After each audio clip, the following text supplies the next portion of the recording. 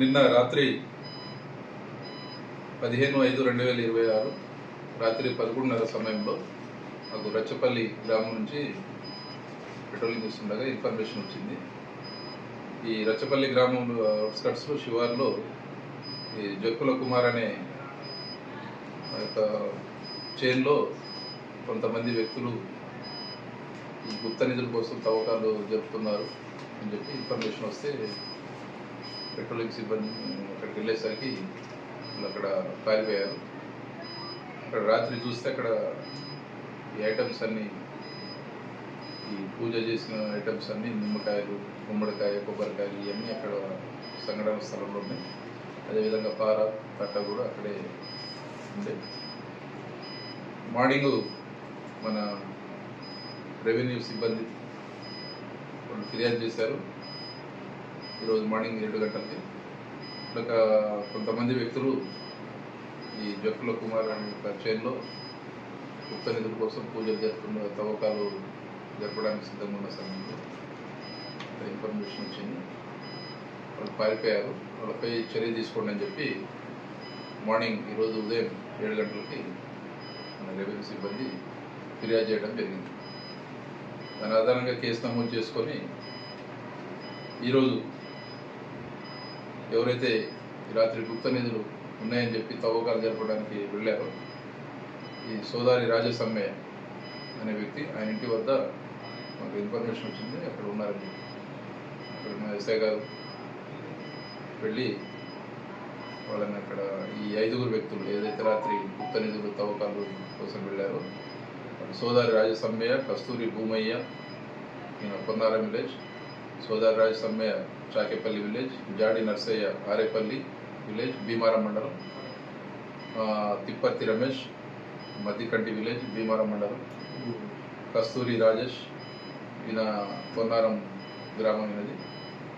వీళ్ళ ఐదుగురిని పట్టుకోవడం జరిగింది. పట్టుకొని విచారిస్తే వీళ్ళు జక్కుల కుమార్ అని ఈ రాచపల్లి విలేజ్ అతను, ఆయన తన చేనులో గుప్త నిధులు ఉన్నాయి, అవి వాటిని తవ్వి బయటికి వెలికి తీయడానికి రమ్మని చెప్పి ఈ 5గురిని మరాఠీ స్వామి అనే వ్యక్తి ద్వారా, అతను కూడా రాచపల్లి, అతని సాయంతో ఈ 5గురిని నిన్న రాత్రి అక్కడికి పిలిపిస్తే వీళ్ళందరూ అక్కడికి చేరుకొని మద్యం సేవించున్నారు. ఆ సమయంలో మద్యం సేవించి ఈ గుమ్మడికాయలు, కొబ్బరికాయలు, నిమ్మకాయలు ఇవన్నీ అక్కడ పెట్టి పసుపు కుంకుమ పూజలు చేస్తూ తవ్వకాలు చేయడానికి సిద్ధంగా ఉన్న సమయంలో మా పోలీస్కి ఇన్ఫర్మేషన్ వచ్చింది గ్రామం నుంచి.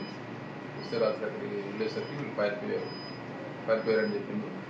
రోజు వీళ్ళందరూ ఈ సోదారి రాజస్వామి ఇంటి దగ్గర ఉన్నారనే సమాచారం మేరకు వీళ్ళు పట్టుకుని పోలీస్ స్టేషన్ తీసుకురావడం జరిగింది. ఈ జక్కుల కుమార్ తన చేనులో ఈ గుప్త నిధులు ఉన్నాయి కాబట్టి రావాలని చెప్పి వీళ్ళని పురమాయించిండు. వీళ్ళని మాట్లాడుకున్నాడు. డబ్బులు 1000 రూపాయలు, ఒక్కొక్కడికి 1000 రూపాయలు ఇస్తామని చెప్పి ఒప్పందం కుదుర్చుకున్నాడు. దాని ప్రకారంగా వీళ్ళందరూ అక్కడికి వెళ్ళినట్టు విచారణలో తేలింది.